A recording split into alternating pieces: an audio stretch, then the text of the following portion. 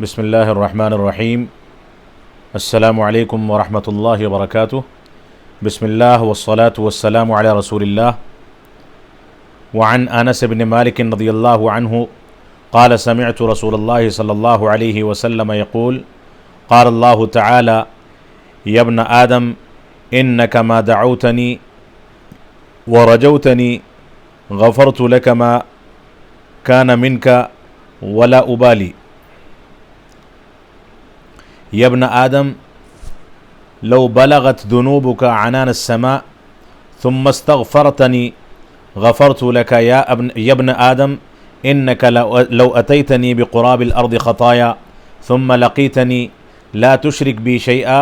لأتيتك بقرابها مغفرة رواه الترمذي وقال حديث حسن صحيح۔ محترم سامعین کرام، امام نووی رحمۃ اللہ علیہ کی کتاب اربعین نوویہ کی شرح و تفسیر کا جو سلسلہ رمضان کے پہلے عشرے میں شروع کیا گیا تھا، بلکہ رمضان کے ابتدائی ایام میں شروع کیا گیا تھا، اس کی آخری کڑی آج کی مجلس میں آپ کے سامنے پیش کی جا رہی ہے۔ آج جو حدیث آپ کے سامنے پڑھی گئی ہے وہ اربعین نوویہ کی آخری حدیث ہے، جو 42 نمبر کی حدیث ہے۔ 42 نمبر کی حدیث کو روایت کیا ہے انس بن مالک رضی اللہ تعالی عنہ نے، اور حدیث قدسی ہے، یعنی رسول اکرم صلی اللہ علیہ وسلم اس کو اللہ رب العالمین سے روایت کرتے ہوئے فرماتے ہیں۔ انس بن مالک رضی اللہ تعالی عنہ جو کہ خزرجی صحابی تھے، انس بن مالک خزرجی بصرہ میں آخری صحابی رسول جن کی وفات ہوئی وہ یہی صحابی رسول انس بن مالک تھے۔ رسول اکرم صلی اللہ علیہ وسلم کی خدمت ایک لمبی مدت تک روایات کے مطابق 10 سال تک کرتے رہے۔ ان کے بہت سارے فضائل ہیں، مکثرین میں سے ہیں، کثرت کے ساتھ حدیثیں روایت کرتے ہیں۔ انس بن مالک رضی اللہ تعالی عنہ مشہور صحابی رسول ہیں، اور ان کا تعارف 13 نمبر کی حدیث میں گزر چکا ہے۔ فرماتے ہیں کہ میں نے اللہ کے نبی صلی اللہ علیہ وسلم کو فرماتے ہوئے سنا کہ آپ فرما رہے تھے قال اللہ تعالی، کہ اللہ رب العالمین فرماتا ہے یا ابن آدم انک ما دعوتنی ورجوتنی غفرت لک علی ما کان منک ولا ابالی۔ اللہ رب العالمین نے فرمایا اے بنی آدم، اے انسان، انک ما دعوتنی، جب بھی مجھ سے تو امید لگاتا ہے اور مجھ کو پکارتا ہے، جب بھی تو مجھ کو پکارتا ہے اور مجھ سے امید لگاتا ہے، غفرت لک، تو میں تجھ کو بخش دیتا ہوں، چاہے تیرا عمل کیسا بھی ہو، اور اس بات کی پرواہ نہیں کرتا، یعنی تو کتنا بھی گنہگار ہو، میں مجھ کو پکارنے اور مجھ سے امید لگانے کی صورت میں بخش دیتا ہوں، ولا ابالی، اور اس بات کی پرواہ نہیں کرتا کہ تیرا عمل کیا تھا۔ اس کے بعد فرمایا یا ابن آدم لو بلغت ذنوبک عنان السماء، اے بنی آدم اگر تیرے گناہ آسمان کی بلندیوں کو پہنچ جائیں، پھر مجھ سے استغفار کرے تو میں تجھے بخش دوں گا۔ اور اس کے بعد فرمایا یا ابن آدم، اے بنی آدم، انک لو اتیتنی بقراب الارض خطایا، اے بنی آدم اگر تو زمین کے برابر، پوری روئے زمین کے برابر، چاہے وزن میں، چاہے روئے زمین کا جو خلا ہے اس کو بھر کر کے گناہ لے کر کے آئے گا، ثم لقیتنی، پھر مجھ سے ملاقات کرے گا، یعنی آخرت میں میرا سامنا کرے گا، لا تشرک بی شیئا، اس حالت میں کہ تو نے گناہ تو کیے ہوں گے لیکن میرے ساتھ کسی کو شریک نہیں ٹھہرایا ہوگا، لأتیتک بقرابها مغفرہ، تو میں تیرے پاس اسی کے بقدر، یعنی زمین بھر کر کے زمین کے بقدر مغفرت لے کر کے آؤں گا۔ یہ ترمذی کی روایت ہے، اور امام ترمذی کہتے ہیں حدیث حسن صحیح، یہ حدیث حسن صحیح ہے۔ اس روایت میں اللہ رب العالمین نے ہم کو شرک نہ کرنے کی صورت میں عظیم بشارتوں سے نوازا ہے۔ سب سے پہلے اللہ رب العالمین نے فرمایا ما دعوتنی، جب بھی تو مجھ کو پکارتا ہے، یا رجوتنی، یا مجھ سے امید رکھتا ہے۔ اللہ رب العالمین نے شرط رکھی ہے، یعنی مجھ کو پکارنے اور مجھ سے امید رکھنے کی صورت میں تو اگر میرے پاس آتا ہے اور مجھ کو پکارتا ہے، مجھ سے امید رکھ کر کے میرے سامنے بھیک مانگتا ہے، تو ایسی صورت میں تجھ کو بخش دیتا ہوں۔ اگرچہ تیرے گناہ بہت زیادہ ہوں. یہ اللہ رب العالمین کی وسعت رحمت کے وسیع ہونے کی ایک دلیل ہے، چھوٹی سی مثال ہے جو اللہ رب العالمین نے اس حدیث قدسی کے اندر ہمارے سامنے بیان فرمائی ہے. اور اس کے بعد اللہ کے رسول صلی اللہ علیہ وسلم نے جو صیغہ نقل کیا، اللہ رب العالمین نے جو فرمایا ما دعوتنی، یعنی مجھ کو اگر تم پکارتے ہو. یہاں دعا جو ہے وہ دو قسموں کی ہو سکتی ہے. ایک قسم دعا کی یہ ہوتی ہے کہ انسان اپنی ضرورت کے لیے، اپنی کسی ضرورت کی تکمیل کے لیے دعا کرتا ہے، یعنی سوال کرتا ہے اللہ رب العالمین سے. اور دعا کا دوسرا طریقہ یا دوسری قسم یہ ہو سکتی ہے وہ دعا جو دعائے عبادت ہے، یعنی دعا بذات خود ایک عبادت ہے، اس عبادت کو انسان انجام دیتا ہے تو وہ بھی دعا ہے. تو انسان اگر اللہ رب العالمین سے سوال کرتا ہے تو مثلا کہے اللہم اغفر لی، اے اللہ رب العالمین مجھ کو بخش دے. یا اسی طریقے سے انسان اگر عبادت کے ذریعے اللہ رب العالمین سے دعا کرتا ہے تو گویا وہ نماز ادا کرے، یہ نماز بھی اس کے لیے دعا ہے. اللہ رب العالمین نے اس کو بھی دعا قرار دیا، اسی وجہ سے اس کے اندر مختلف انداز کے دعائیہ کلمات استعمال کیے جاتے ہیں اور واجب قرار دیے گئے ہیں. یہاں پر اللہ رب العالمین نے قرآن مجید میں ارشاد فرمایا وقال ربکم ادعونی استجب لکم، اے بندو تم مجھ کو پکارو میں تمہاری پکار کو اور دعا کو سننے والا ہوں. اور آگے فرمایا ان الذین یستکبرون عن عبادتی سیدخلون جہنم داخرین، جو لوگ میری عبادت سے، میری دعا سے روگردانی کرتے ہیں. یہاں عبادت کو دعا کے معنی میں لیا گیا ہے. اسی طریقے سے رسول اکرم صلی اللہ علیہ وسلم کا فرمان ہے،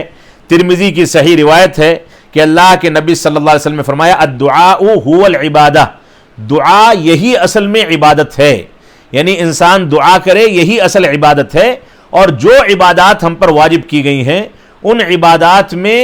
اصل میں دعا کا مفہوم ہی پایا جاتا ہے، بلکہ دوسرے الفاظ میں کہا جائے کہ وہ عبادات بھی دعا ہیں، دعا کی الگ الگ شکلوں میں ہمارے اوپر واجب کی گئی ہیں. اللہ رب العالمین نے آگے فرمایا غفرت لک،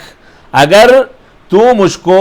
پکارتا ہے اور مجھ سے امید رکھتا ہے تو میں تیری مغفرت فرماتا ہوں، یعنی میں تیرے گناہوں کو چھپا دیتا ہوں یا گناہوں کو نظر انداز کر دیتا ہوں. علی ما کان منک، اللہ رب العالمین کی رحمت کی ایک مثال یہ بھی ہے، اللہ رب العالمین نے فرمایا علی ما کان منک، تو مغفرت کی دعا کرتا ہے میں تجھ کو بخشتا ہوں. لیکن اللہ رب العالمین نے آگے مزید وسعت پیدا کی ہے، فرمایا علی ما کان منک، تیری جانب سے جو کچھ خطائیں ہوئی ہیں،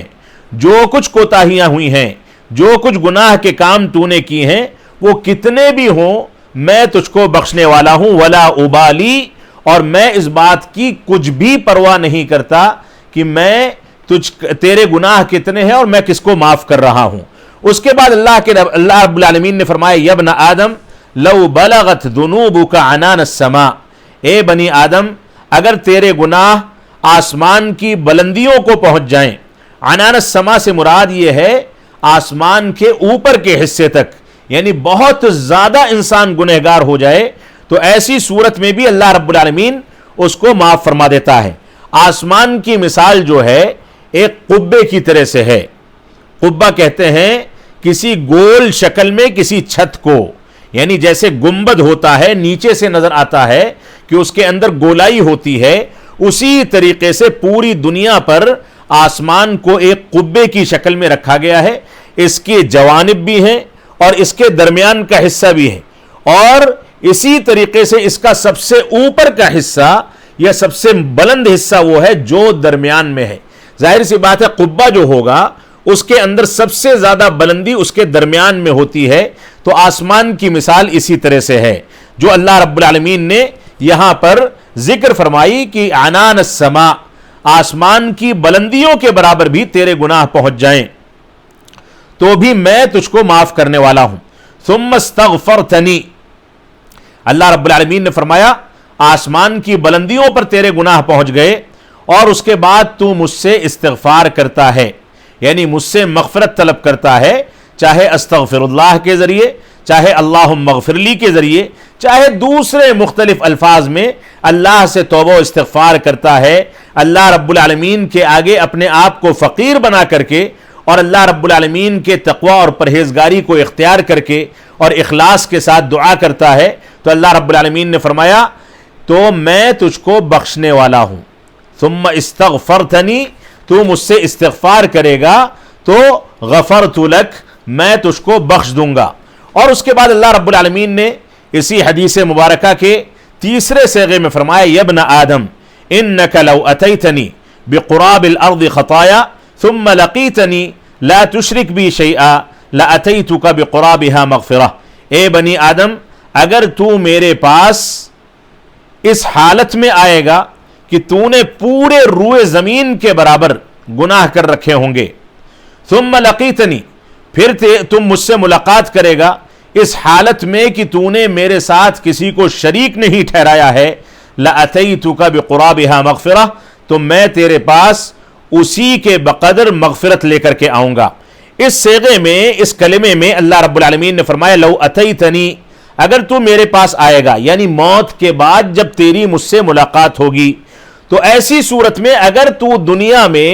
اتنے گناہ کرتا تھا کہ ساری روئے زمین ان گناہوں سے بھر گئی، لیکن شرط یہ ہے کہ میرے ساتھ کسی کو شریک نہیں ٹھہراتا تھا،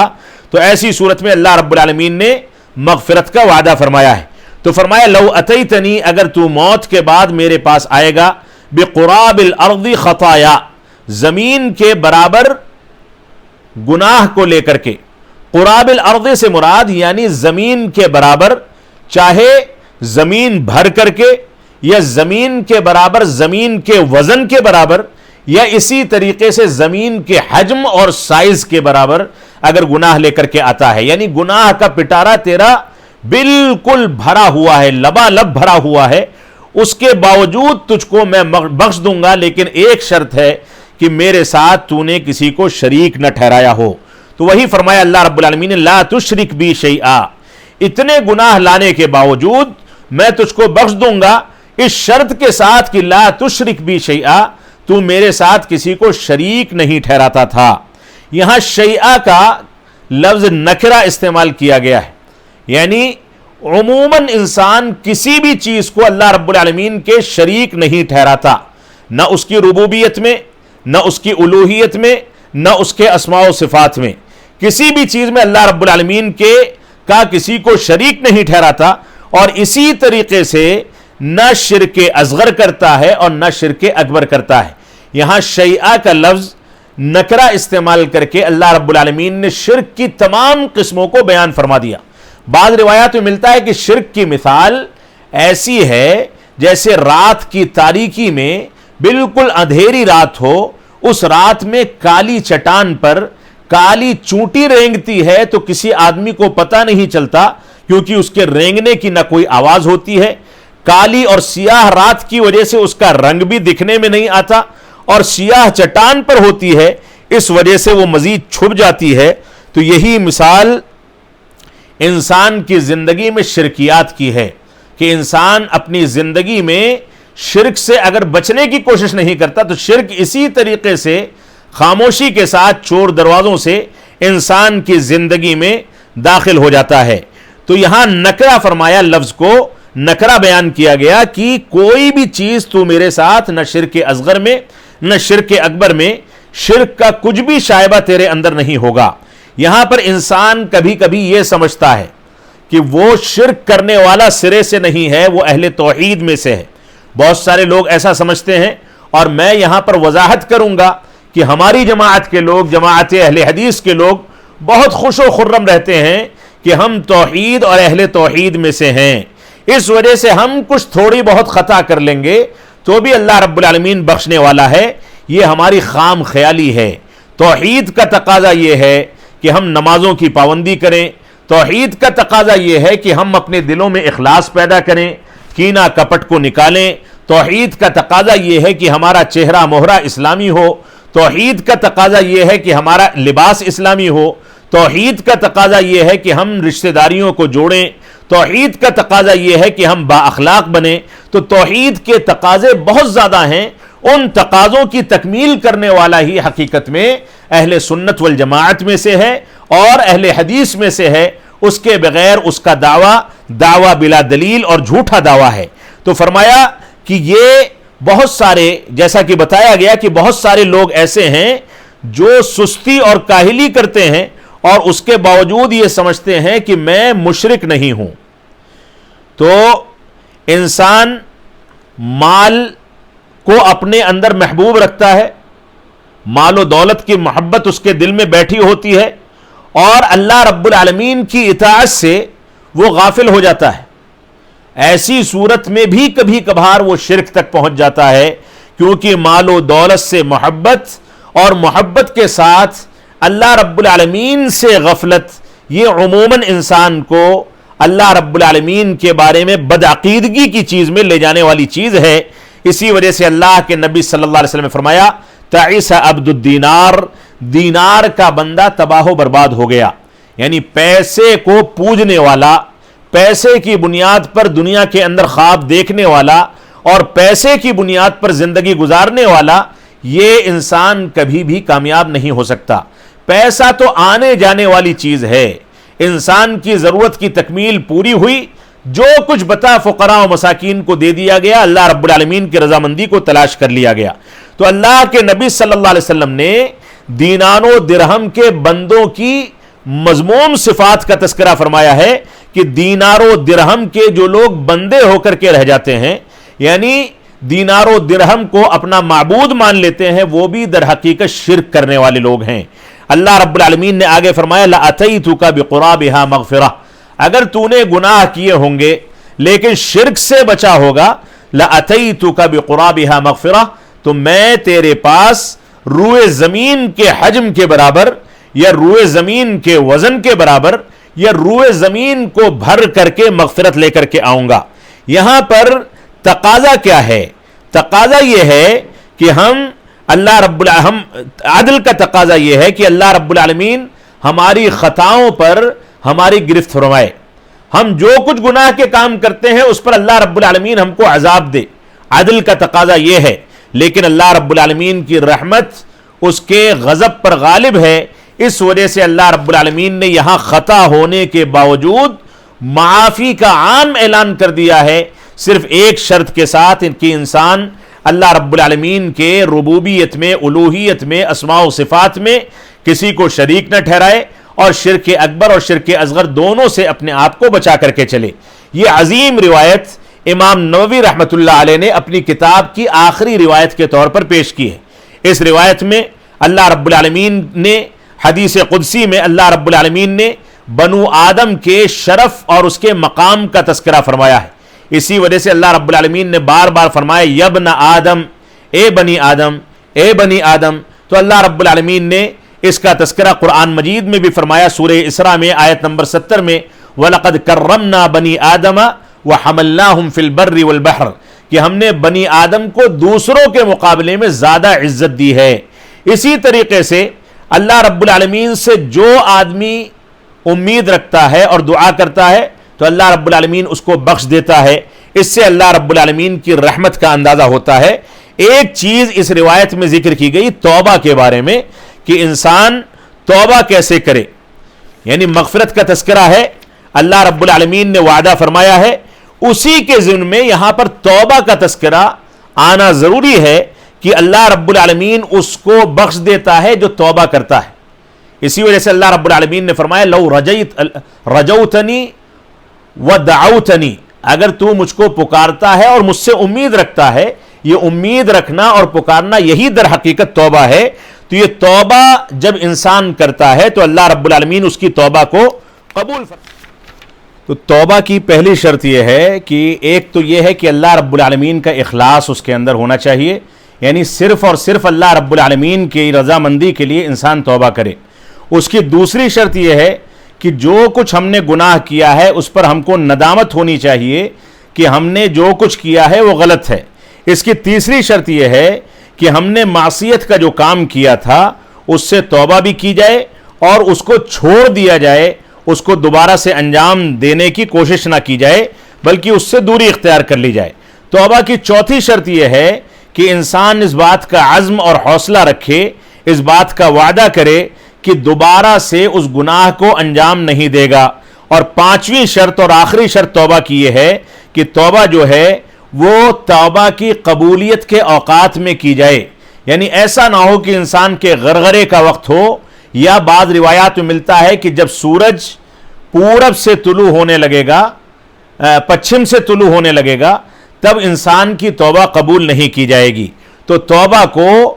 ایسے وقت میں کیا جائے جب توبہ کی قبولیت کا وقت ہے، انسان غرغرے کے عالم میں ہے کہ موت قریب ہے، موت کو دیکھ رہا ہے اور مرض الموت میں مبتلا ہے اور موت آ پہنچی ہے، اور اس کے بعد توبہ کرے تو یہ توبہ بھی قابل قبول نہیں ہے۔ تو یہ 5 شرطیں ہیں جن شرطوں کی بنیاد پر ہم کو توبہ کرنی چاہیے۔ اللہ رب العالمین ہم کو اس بات کی توفیق عطا فرمائے۔ یہاں پر اللہ رب العالمین سے ملاقات کا ثبوت بھی ملتا ہے اس روایت میں، اور اسی طریقے سے اس حدیث کے ذریعے امام نووی رحمۃ اللہ علیہ کی حسن ترتیب کا اندازہ ہوتا ہے کہ انہوں نے اپنی کتاب کو انما الاعمال بالنیات کے ذریعے شروع کیا، اور اپنی کتاب کو حدیث قدسی کے ان جامع کلمات پر ختم کیا، جس میں توحید کا مکمل پیغام اللہ رب العالمین نے ہم کو دے دیا ہے۔ اللہ رب العالمین ہم کو اس کتاب کی برکتوں سے فیوز حاصل کرنے کی توفیق عطا فرمائے، ہم کو اس بات کی توفیق عطا فرمائے کہ ہم اس کتاب میں سنی گئی جو 42 احادیث ہیں، جس کی شرح و تفسیر اللہ رب العالمین کی نصرت و مدد کے نتیجے میں آپ کے سامنے پیش کی گئی ہیں، مختلف دروس کے اندر ان احادیث پر اللہ رب العالمین ہم کو عمل پیرا ہونے کی توفیق عطا فرمائے۔ طالبان علوم نبوت کو میں یہ وصیت کروں گا کہ وہ اس کتاب کی تمام احادیث کو زبانی یاد کریں، تاکہ یہ کتاب ان کے لیے باعث برکت بن سکے۔ وصلی اللہ علی نبینا محمد وعلی آلہ وصحبہ وسلم، والسلام علیکم ورحمۃ اللہ وبرکاتہ۔